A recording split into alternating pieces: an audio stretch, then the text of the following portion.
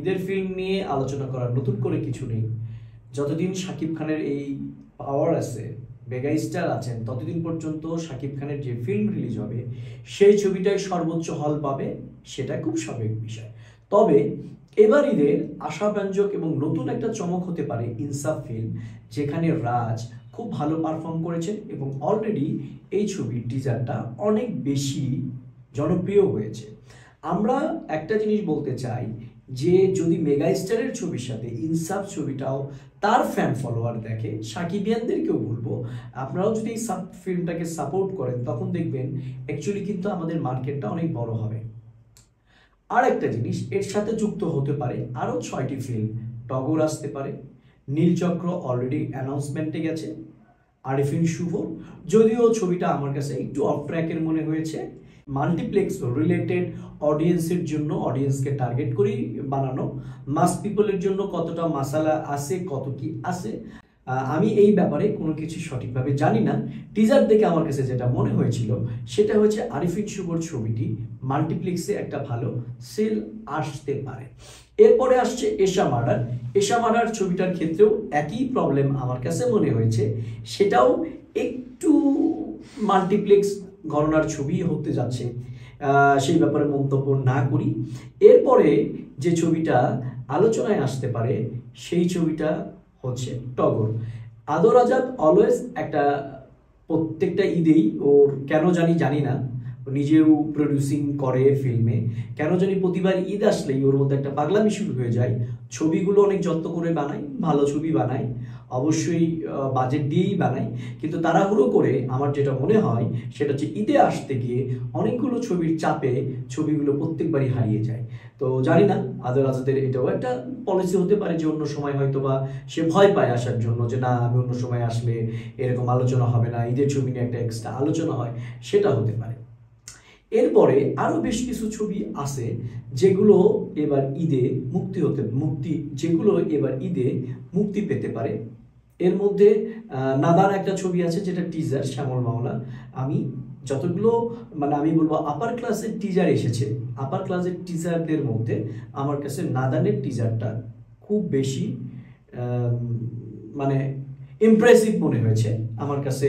Photography, sound design সব কিছু মিলিয়ে এটা খুব বেশি ভালো লেগেছে।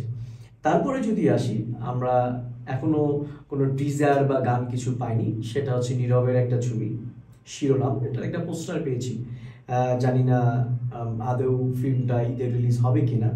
এরপরে যদি আসি, সর্দার বাড়ির বউ নামে বুবলি এবং রোশনেরও একটা ছবি আছে, সেটাও আমরা এখনো জানি না যে এটা অ্যাকচুয়ালি ফাইনালি গিয়ে রিলিজ হবে কিনা, হলেও এটা মাল্টিপ্লেক্স কেন্দ্রিক একটা ছবি হবে।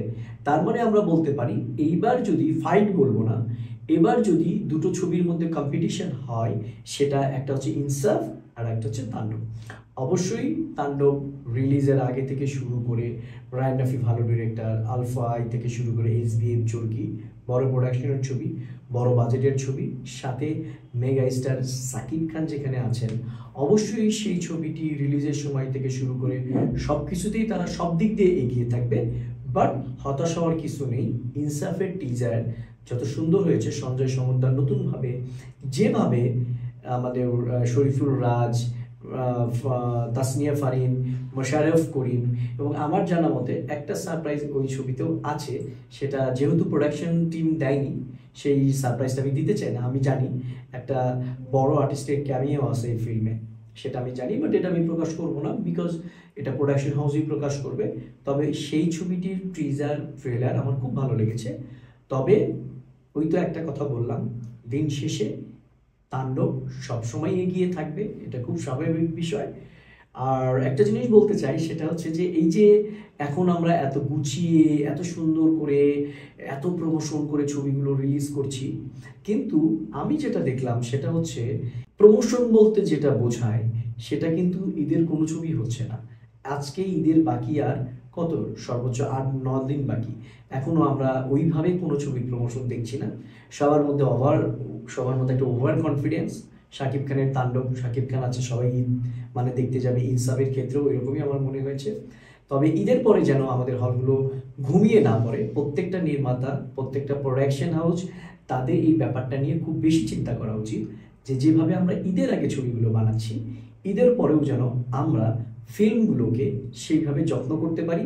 আমরা এখন আসলাম, আমরা হল মালিকদের উপর অনেক প্রেশার ক্রিয়েট করে তারা হয়তোবা ঈদের ব্যবসার জন্য এখন শেয়ার মানি বাড়িয়ে দিচ্ছে বা অনেক কিছুতেই তারা রাজি হচ্ছে, কিন্তু এটা একটাও থাকবে না যদি আমরা কন্টিনিউ প্রসেসে তাদেরকে কন্টেন্ট না দিতে পারি।